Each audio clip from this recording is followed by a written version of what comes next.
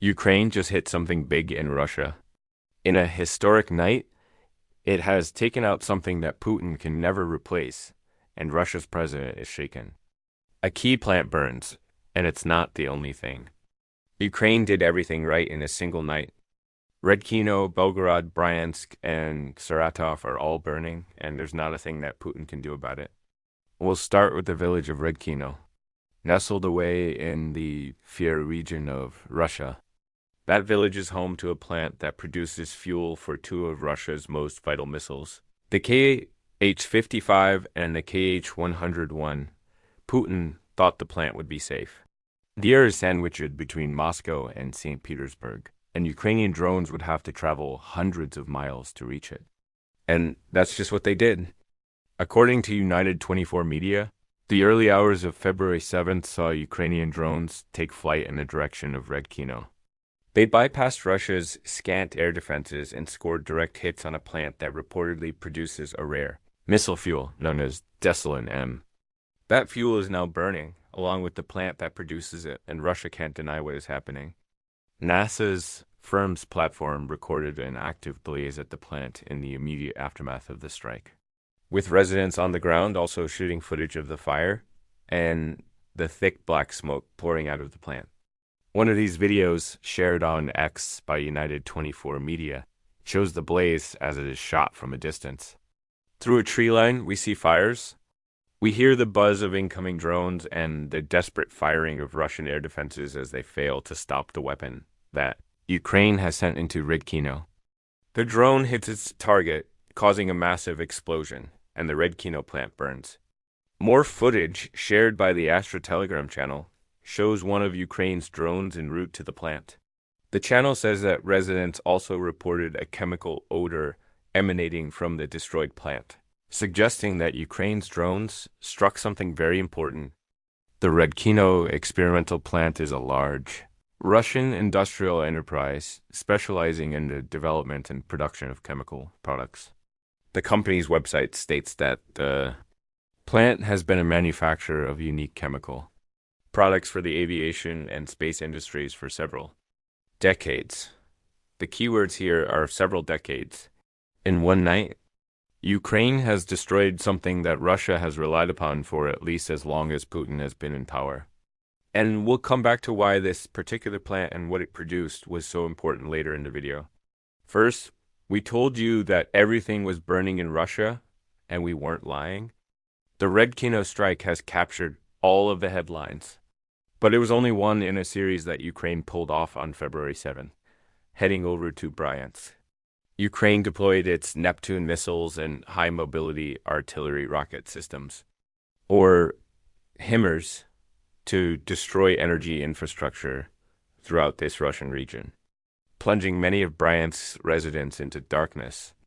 The Oblast, which borders Ukraine's Sumy and Chernihiv regions, has long been a target for Ukraine because of its proximity, and now Ukraine is making the Oblast residents feel some of the pain that Ukraine's own people have felt as a result of Russia's constant attacks against Ukraine's energy grid.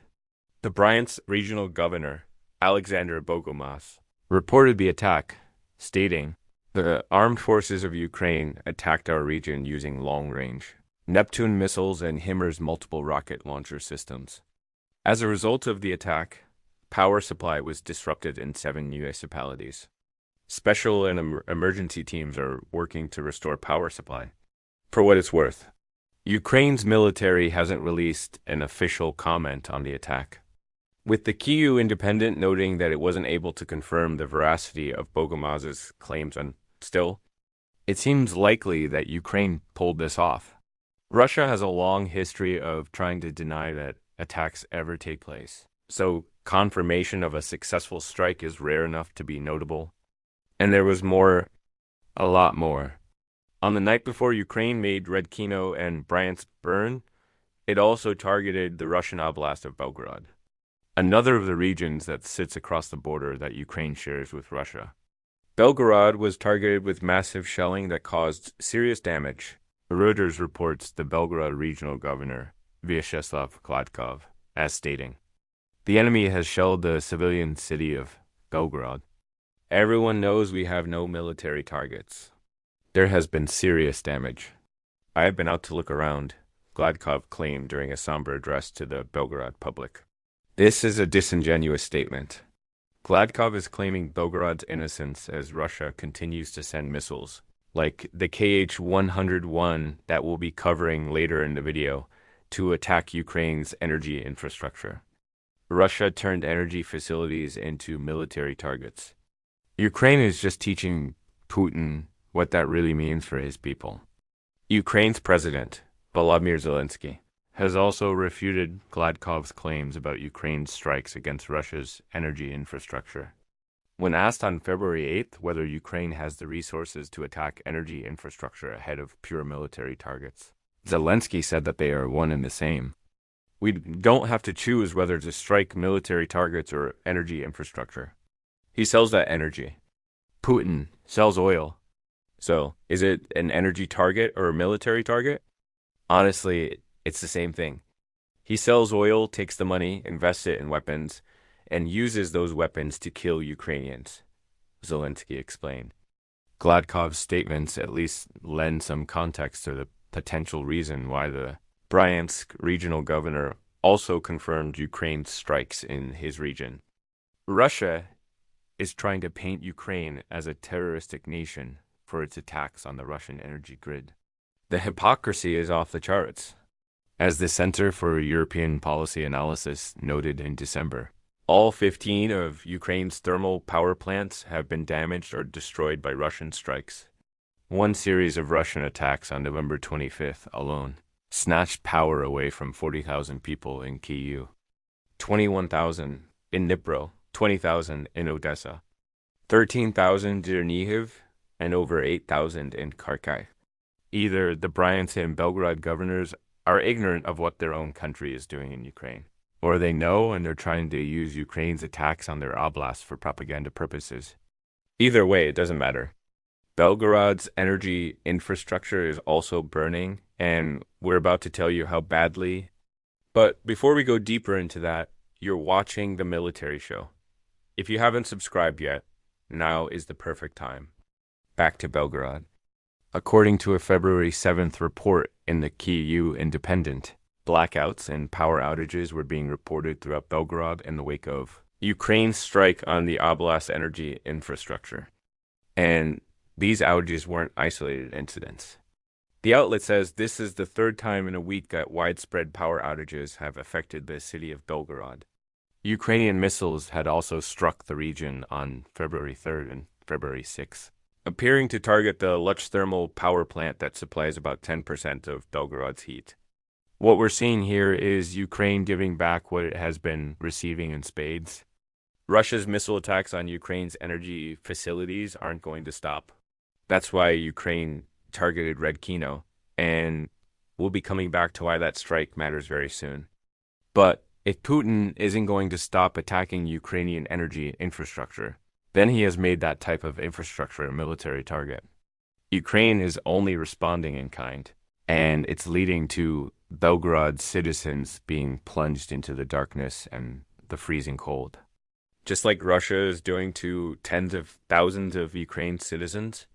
Oh, and Ukraine also targeted a troop concentration in Belgorod, as announced by the General Staff of the Armed Forces of Ukraine on February 7th. We don't have any more details beyond that. But it does seem that Gladkov's claim that everyone knows we have no military targets in Belgorod was proven false on the very day that he made it. You can probably guess what we're about to say next. Ukraine still wasn't done. Also, on February 7th, Ukrinform reported that Ukraine's defense forces had struck the Balashovo oil depot, which is in Russia's Saratov region. We don't know much more about this strike, other than the fact that it happened. But the reason behind it is clear. The more of Russia's oil that Ukraine can take out, the less of that oil can be refined into fuel products that are used by the Russian occupiers in Ukraine.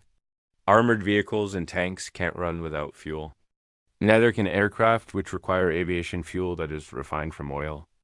And even if Russia didn't intend to send the oil in this depot to the front lines, it has still lost out. Burning oil can't be sold, and it can't be used to make fuel for the people of Saratov. Balashovo oil depot is another target that burns among several, capping a historic night for Ukraine. Except it doesn't, because there's even more. In addition to its strikes all across Russia, Ukraine also took aim at the Russian occupiers inside its own territory. In Zaporizhia, a Ukrainian strike destroyed a drone command post near the settlement of Rivnopilya. Ukraine also destroyed yet another Russian troop concentration in nearby Doroshnanka. In Yalta, which is part of the Donetsk region, Ukraine struck against a Russian repair unit.